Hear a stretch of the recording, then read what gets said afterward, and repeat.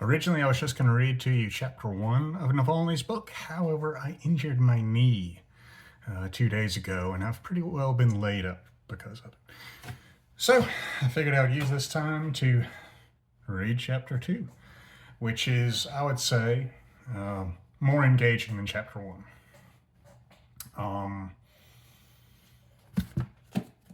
I'll be reading from the hardback version this time instead of the Kindle.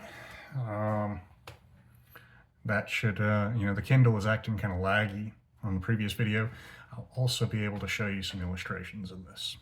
So, chapter 2.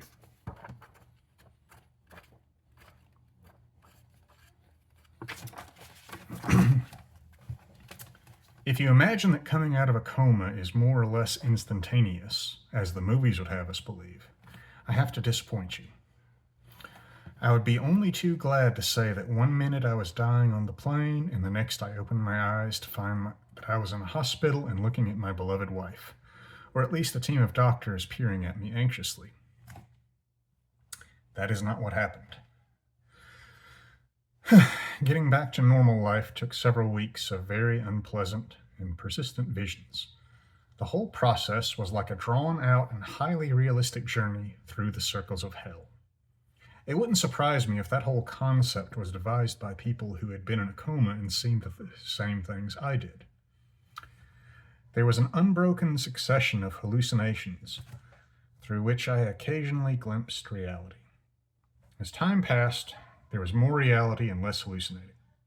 I can recall only isolated moments from the first few days. In one, I'm sitting in a wheelchair and someone is shaving my face. I can't move a finger. In another, a kind person is washing my hands, seemingly a doctor. He tells me, "Alexei, please, say any word. I'm going to write down and show you." That request was repeated day after day, and I slowly began to make sense of it. First, I realized that I was Alexei. Then, this was an exercise the doctor wanted me to do, and that my job was to say any word. My vocal cords were intact. The trouble was that I couldn't think of any words. I tried really hard, but couldn't get through to the part of my brain responsible for thinking of words. To make matters worse, I couldn't explain to the doctor that I couldn't conjure up a word because that also called for words and I simply didn't have any in my head. Responding to simple questions from the nurse, I would nod, but recalling and saying a whole word was more than I could manage. I gradually began to gain a better understanding of what was going on, and even started saying things. When I was given a pencil and asked to write something down, in my agony, then I was given a pencil and asked to write something down, and my agonies began all over again. I had absolutely no idea how to write. I was visited by my doctor more frequently than anybody else.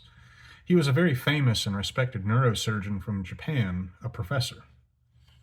He would talk to me at great length, quietly, carefully explaining what had happened, what kind of treatment I should expect, how long I would need for rehabilitation, and when I would finally be able to see my family.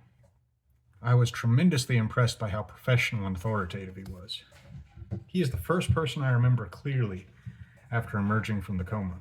He was a great guy, good-looking if slightly balding, serious and highly intelligent. For some reason, though, he was also incredibly sad. The nurses told me afterwards that his 2-year-old son had died in an accident run over by a car in Japan. The professor had tried to save his son's life, operating on him himself, but tragically, the child died in his arms. During one of the professor's visits, he read me a haiku he had written in memory of his son. I had never heard anything so beautiful in my life. After he left, I couldn't get those heart-rending lines out of my mind and quietly wept over them for several days. When the professor was with me, though, I put on a brave face, not least because we were discussing a plan to get me back on my feet, which I really liked. Next week, the professor told me I would be given new bionic legs in place of my old ones, which I had evidently lost. After that, he would perform a tricky neurosurgical operation to replace my spine. The new one would be a big improvement because it would have 4 gigantic mechanical tentacles attached to it, just like Dr. Octopus in the Amazing Spider-Man series. I was rapturous. Imagine my disappointment when I was told there was no Japanese professor, that all our talk and plans and long conversations had been one big hallucination, caused by my being given 6 different psychotropic drugs simultaneously.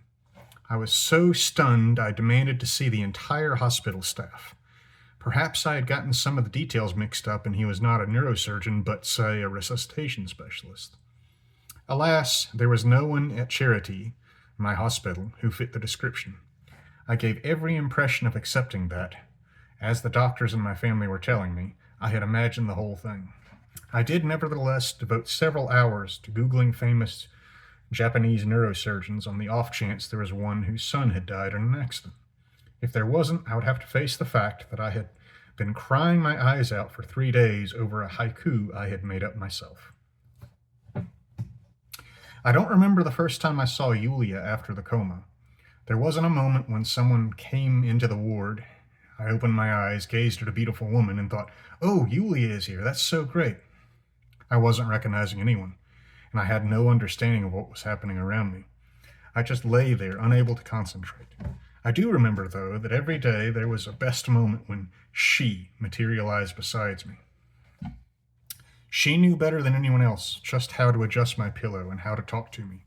She didn't wail, "Oh, poor Alexei." She smiled and laughed, and that made me feel better. There was a large whiteboard on the opposite wall from my bed in the intensive care unit. It had something drawn on it, but no matter how hard I tried, I couldn't figure out what it said. I stared at the board until suddenly I saw it had little hearts drawn on it. Sometime later, I noticed the number of hearts was increasing. Later still, I started counting them and realized that all the time I was in intensive care, Yulia had been visiting and adding a new heart each day. Looking at it, I managed one day to write something myself on a piece of paper Yulia had given me. When she showed it to me after I got out of the hospital, there was no text, just something like a line from a cardiogram. For a while, I could write only in a column. I learned to write properly, horizontally, a few weeks later, but for a long time afterward, I was still muddling the order of letters and words. One day, when I had a better handle on reality and was even gradually beginning to remember a little English, I asked the nurse for a drink of water. She said she would give me water just as soon as I wrote the word down, and she held out a pen. I could remember how to say water in English, but had no idea how to write it, no matter how hard I tried. I was beginning to get angry and again peevishly demanded water. "Try to write it one more time," the nurse said to me firmly. I scrawled over the paper, became infuriated, and in a fit of temper wrote down the word that suddenly popped out of my subconscious: fuck. Somewhat vindictively, but more with a sense of pride, I handed the piece of paper over to the nurse. She looked at me sympathetically. I had written FKUC. I'm trying to relate my memories in sequence, but the fact is that everything was a single mosaic of fragments of reality and dreams. The Japanese professor, the paper and pen, my having no legs, the hearts on the whiteboard, my having been in a terrible accident, Yulia being in prison. So there I was now, sitting on a bunk in a prison cell. The prison regulations were written on the surrounding walls, only they were not the usual sorts of rules, but words from the songs of Krovostok, a famous Russian rap group. The guards were ordering me to read out the rules, that is, the lyrics, again and again 1,000 times. It was torture, and in the dream I was irate. Much later, after I had recovered my wits, I mentioned this in an interview, and the guys from Krovostok sent me a response on Twitter. Lyosha, sorry for the bad trip. Lyosha, by the way, is a variant of Alexei. There was a huge television on my wall in the ward, and that presented yet another trial, only marginally less awful than my recurring delusions. As I gradually recovered my awareness, the medical staff tried everything imaginable to keep me entertained. They decided one day I might enjoy watching soccer. The trouble was that I'm not remotely interested in soccer. After some time, my colleague Leonid Volkov, who had come to visit, recognized there was a problem. "Why are you giving him soccer to watch? He hates it." The television was swiftly switched off, and although at the time I wasn't taking much in, I felt a great sense of relief. Yulia and Leonid tried several times to tell me what was happening. For a while, they had little success. It was as if there were, excuse me, I'm getting all tongue-tied here. It was as if they were knocking on a shut door, behind which was my brain, which was not replying. They told me about the poisoning, about my passing out in the plane, about the hospital in Omsk, full of FSB officers, about how for a long time the regime wouldn't let me be transferred from the hospital, about the evacuation to Germany. But I just sat there staring. They told me at length and in detail that Putin had tried to murder me while I was traveling around Siberia, that independent laboratories had confirmed I was poisoned, and moreover, with the same chemical agent that Russian secret services had used to poison the Skripals in Salisbury. And then, when yet again they said the word Novichok, I suddenly looked straight at them and said, "What the fuck? That's so dumb." Leonid says that was the moment he knew I was going to be all right. I gradually became more fully aware of what had happened and remembered what had preceded it. No matter how fascinating and gripping the details of the failed attempt to murder me were, I was far more interested in how the elections in Tomsk and Novosibirsk had gone. Had we published our investigations on YouTube? Had people viewed them? Had people voted? Had we managed to beat United Russia? What percentage of the vote had our candidates received? On the night the ballots were being counted, I asked Yulia to read my entire Twitter feed out loud. Then, with my speech slurred, I dictated messages for her to send to our colleagues. The election results were better than we could have hoped for. In Tomsk, 19 of the 27 candidates we supported had won, including the coordinator of our local headquarters, Ksenia Fadiyeva, and her deputy, Andrei Fatayev. In Novosibirsk, 12 candidates we had supported were elected deputies, and the head of our office, Sergei Boyko, was one of them. Even so, I didn't fully engage with reality until I was allowed to get out of bed for the first time and take a few steps on my own. I was not permitted that for a long time because I wanted to escape, and even made several attempts to do so. While I was slowly recovering my wits, I became aware there were always people standing outside my ward and watching me through the glass. They didn't look like doctors, and after I learned what had happened, it was explained to me that they were guards. One day I tried to persuade Yulia to grab their guns and help me escape. I felt an urgent need to flee. No gun was forthcoming. Next, I decided to take matters into my own hands. When I was all alone, I tore off all the catheters and tubes that were attached to me, drenching the ward in blood, and tried to get up. Medics immediately rushed in and had me back in bed and reconnected in no time.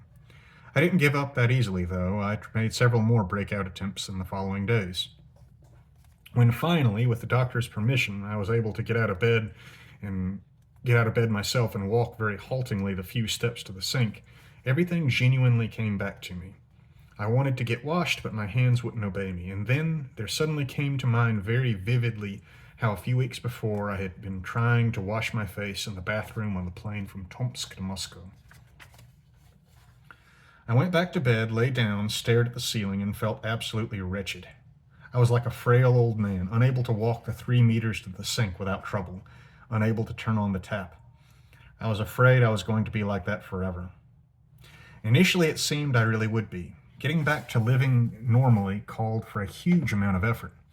A physiotherapist came to see me every day. She was a nice person, but forced me to do the most difficult things I have done in my life. She asked me to sit at a table and handed me 2 cups. One had water in it, the other was empty. She gave me a spoon and instructed me to use it to scoop water from the full cup into the empty one. By the time I was able to speak quite well and said, "Well, okay, I can do 5 spoonfuls for you." But she demanded the impossible. "No, I need 7. Ultimately, with immense difficulty, I did scoop up 7 spoonfuls and pour them into the other cup. I felt as if I had run a marathon. I had yet to learn to walk normally, hold things, and coordinate movements. I had to catch a ball 100 times a day. That was grueling. For many weeks, I couldn't master lying down on the floor from a standing position and then getting up. I could do that a maximum of 3 times, and it was very hard work. I guess the most brilliant moment in intensive care was the day our children, Dasha and Zakhar, flew in from Moscow. But then we had a classically awkward moment. They couldn't hug me because I was festooned with cables and tubes. I was also far from clear what we could talk about in a situation like this, so they just sat in the ward and I looked at them and was blissfully happy. September 23rd was my last day at Charité, where I had spent more than a month. We got ourselves ready and packed everything, and for the first time I changed out of the hospital garb into normal clothes. I was going to be discharged at 3 o'clock, but then was asked to wait until 6 because my doctor wanted to look in on me one last time.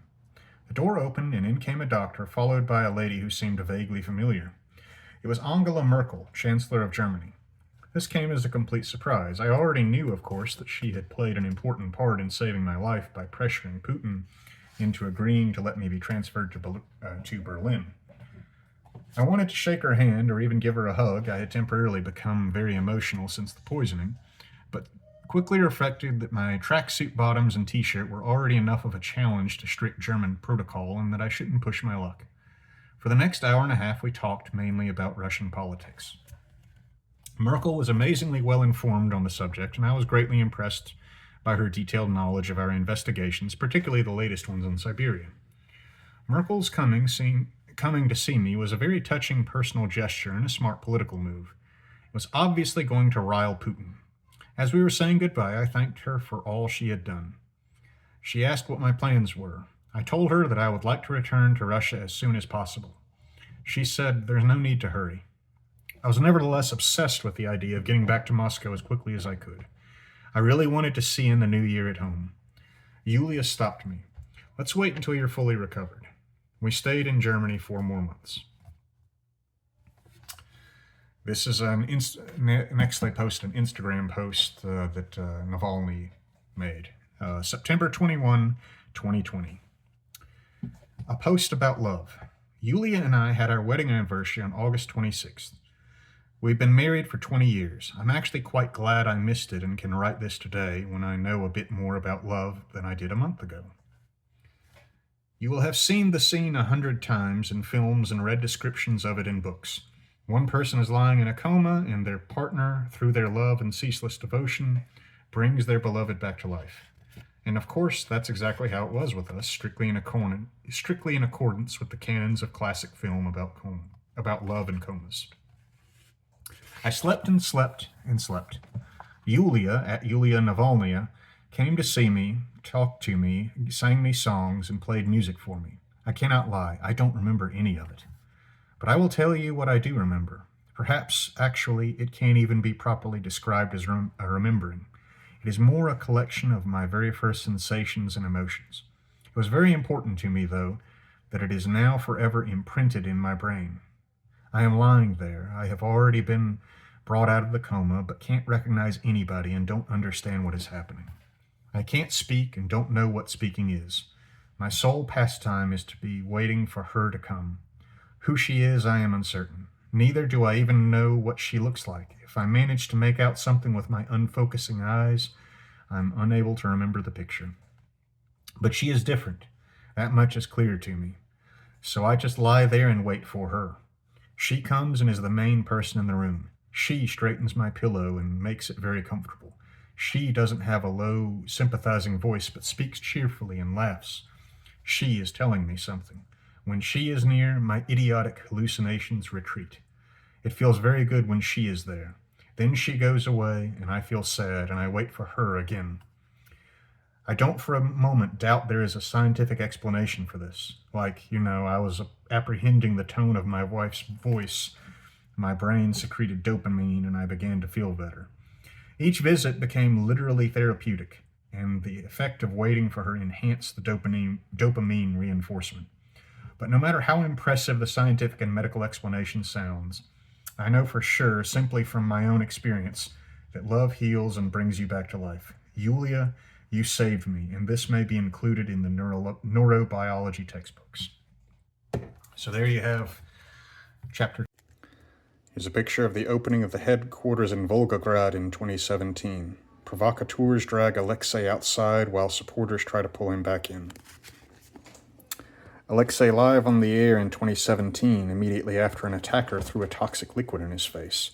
He almost lost an eye as a result. Alexei on the air a week after the attack.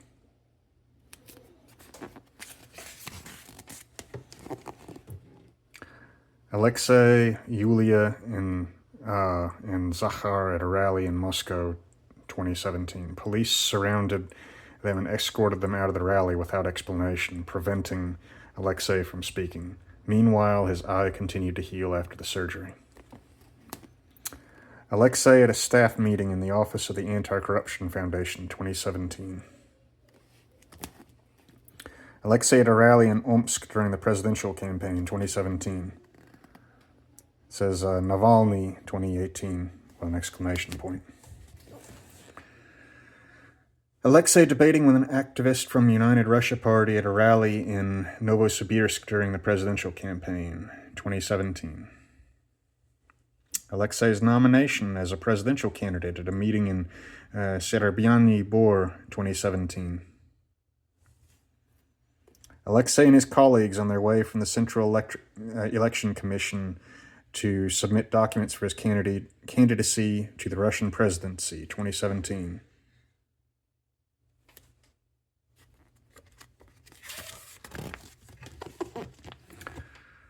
Alexei at the voter strike rally after being prevented from running for the president, 2018. Alexei was detained at the rally and jailed for 15 days.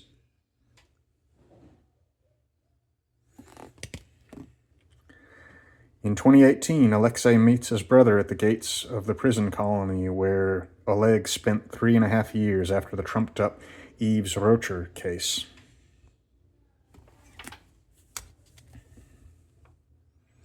Alexei and Yulia at a 2019 rally demanding the admission of independent candidates to the Moscow City Duma elections. Alexei speaks at a rally, 2019.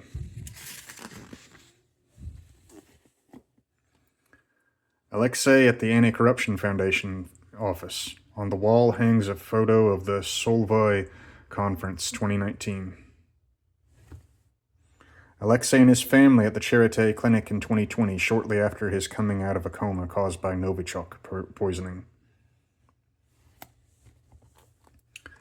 Alexei and his family during his rehabilitation after the poisoning.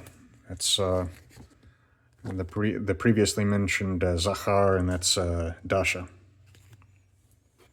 Alexei with his family, 2020. Alexei returns to Moscow in 2021 after 5 months of rehabilitation in Germany. Alexei via video link from the prison during one of his trials, 2022.